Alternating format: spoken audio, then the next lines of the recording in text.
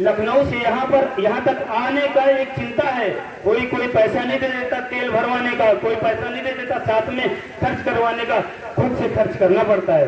तो अगर कोई भी इतना मेहनत कर रहा है तो मेरी जिम्मेदारी है, मेरे अगर थोड़ा भी मेरे अंदर बाबा साहब का थोड़ा भी अंश है तो ये जिम्मेदारी है। केवल यहाँ नहीं कि मंच पर आकर के हम अच्छा भाषण दे दें फिर बाद में पता चला। फिर भी मैं तो उस बात को कहना चाहता हूँ, कभी कभी जय भीम बोलने वालों को भी मैंने देखा है, वहां पर देखा है कि मुझे कहने में शर्म आती है। मैंने देखा है कांवड़ ढोते हुए देखा है, ये शर्म की बात है, बहुत ही गलत बात है। अगर ये कैसी दो तरफा नीति रखते हो, एक तरफ जय भीम बोलते हो, एक तरफ वहां जाकर के 8-10 हाथ वाले आतंकवादियों को पूछते हो, तुमने क्या समझ रखा है? बिना कपड़े वाले भगवानों को तुम्हें शर्म आनी चाहिए। थोड़ा सा समझो। हो सकता है कि अन्य चीजें भी सर एक कह रहे थे सर हो सकता है कि मैं बहुत ज्यादा बोल जाऊं तो FIR अगर हो तो झेलने के लिए तैयार रहिएगा। मैंने कहा सर बिल्कुल जेल जाने के लिए तैयार हैं, और ये बात हमारे अमरजीत अम्बेडकर सर ने कही थी। तो मैंने कहा सर बिल्कुल जेल जाने पे ही ये हमारा जो समाज है, यकीन मानिए पता है कैसे समझ सकता है? इसको समझ में तब आता है जब मेरे ऊपर सच में सामने कोड़े पड़े, तब उसको थोड़ा सा दर्द का एहसास होता है। और मैं ये नहीं चाहता हूं कि उस पर कोड़ा खाए, मैं चाहता हूं कि हम बहुत हैं, हम इतना चाहते हैं कि वो कोड़ा हमारे ऊपर पड़े। लेकिन मतलब ये नहीं कि मैं केवल आपको सुनाने के लिए कह रहा हूं, कभी भी समय आएगा आप यकीन मानिएगा, देखिएगा कि ये जो बोल रहा है ये आपको आगे हमेशा मिलेगा।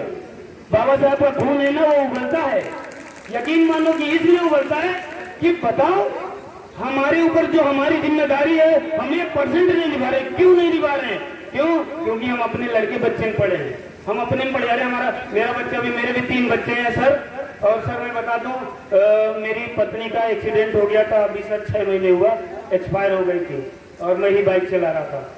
तो लेकिन मैं इसलिए बता रहा हूँ, सिर्फ आपको दुखी करने के लिए नहीं, दुखी मत होइएगा, सिर्फ इसलिए बता रहा हूँ कि कोई भी दुख ऐसा नहीं है जो बाबा साहब के मिशन को आगे बढ़ाने से रोक पाए। किसी दुख में इतनी औकात ही नहीं है, मैं बता रहा हूँ।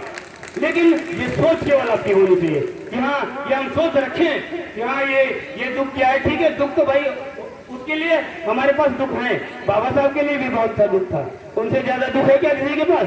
छोटा बच्चा, उसको पता है, बाबा साहब को हमारे पता है कि उनका बच्चा बीमार है, और ये भी पता है कि ज्यादा चांस है कि उसकी डेथ हो जाए, हो सकता है बालक की मृत्यु हो जाए। लेकिन नहीं, वो अपने मिशन को कभी उन्होंने छोड़ा नहीं। हमारे सोच को, हमारे भविष्य के लिए कभी उन्होंने अपने बच्चे की चिंता नहीं सर, उन्होंने नहीं की। तो हम क्यों इतनी चिंता कर रहे हैं? हम करें चिंता, लेकिन उतना तक करें जहां तक वो सांसें उनकी चले। हम जब पूरा देश बदलने की बात करें तो हम अपने बच्चे का विकास नहीं कर सकते क्या अकेले? तो इसलिए हमें चाहिए कि पूरे देश में एक आदमी की चिंता होनी चाहिए। और हमारे जो बहुजन युवा साथी हैं, बहुजन युवा साथी का मतलब सिर्फ मैं उनको कह रहा हूँ जो एक लीडर है। लीडरों से सिर्फ मेरा मतलब सिर्फ इतना है कि उनको चाहिए कि मेरे जो जिले में है, मैं जितने भी जिले के पदाधिकारी हो, भीम आर्मी में हो, आजाद समाज पार्टी हो, और इनसे भी अलग भी अगर हैं जो ऐसे ही है केवल बहुजन युवाओं का साथ चाहते हैं, तो मैं उनसे उम्मीद करता हूं कि वो आए, मेरे साथ आए या फिर मुझे अपने साथ बुलाएं और चलें। घर घर चलने की जरूरत है सर, बहुत जरूरत है। आप ये जान लीजिए, ये कुर्सियों पे जो बैठ के केवल आनंद आ रहा है ना, ये आनंद ऐसे ज्यादा दिन नहीं रहने वाला है। मैं डरा नहीं रहा हूँ, आपको आभास करा रहा हूँ कि ये दिन ज्यादा दिन तक रहने वाला नहीं है। आपको ये काम करना ही पड़ेगा कि आपको घर घर पहुँचना है, वरना आपके घर में ना ऐसे लोग पहुँच जाएंगे, आपके घर से बहन बेटियों को उठा ले जाएंगे, फिर मुझसे कहना कि बचा लिए हो। यकीन बता रहा हूँ, यकीनन कि आप बचा नहीं पाओगे। अगर अपने उन्हीं बच्चों से प्यारे जिनको पालने के लिए आप घर से बाहर नहीं निकलते हो, वही बच्चों को आप नहीं बचा पाओगे। मैं भरोसे से कह रहा हूँ, हो सकता है कि आपकी ये पीढ़ियां, ये वाली पीढ़ी बीत जाए, लेकिन आगे की पीढ़ी आप बचा नहीं सकते हो। मैं बुढ़ा हो जाऊंगा तब मुझसे कह देना, तभी मैं एक्सेप्ट करूंगा कि मैंने किसी मन से ये कहा था।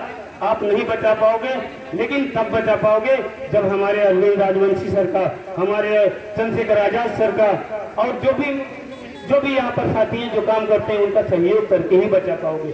सिर्फ वही है। और उसके बाद शिक्षा ऐसा हथियार है जो सभी हथियारों से बहुत बेहतर है। ऐसा ही नहीं है, ये शिक्षा का हथियार है जो अभी हम देख लीजिए, सफेद शर्ट पहने हैं, औकात तो नहीं होगी, ये तो सुना ही होगा कि हमारी औकात तो नहीं है सफेद शर्ट पहनने की। सफेद शर्ट पहने तो कहो अगले दिन सफेद कफन में भिजवा दे भाई साहब लोग, लेकिन ये सिर्फ आपकी सोच, आपकी एकता ही लाएगी मजबूती। तो इसलिए मुझे लग रहा है ज्यादा समय हो रहा है, फिर भी कोई बात। लेकिन मैं डायरी भी मैं लेके आया था, मैं इसलिए लेके आया था, कभी कभी ये होता है कि जैसे जोश किसी और बात का हो जाता है तो मुख्य बातें हम नहीं कहते, तो ये सब लोग करें, जितने भी वक्ता हैं उनको भी करना चाहिए। अभी जैसे हमारे बहुत ही प्रथम वक्ता थे